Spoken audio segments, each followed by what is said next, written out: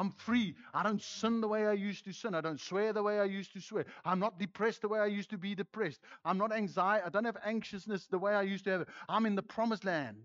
I've come to the fullness of what Christ has in me. I'm starting to pray for people, laying my hands on people. I'm hearing the voice of God. Our captain is leading us there. He's such a high priest.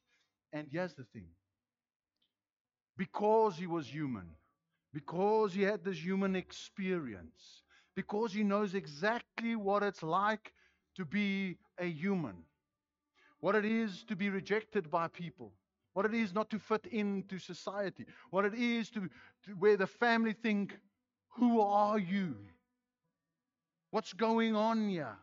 He knows all of those things.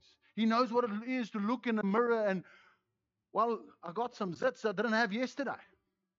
No. Or I've got some gray hair that I didn't have yesterday.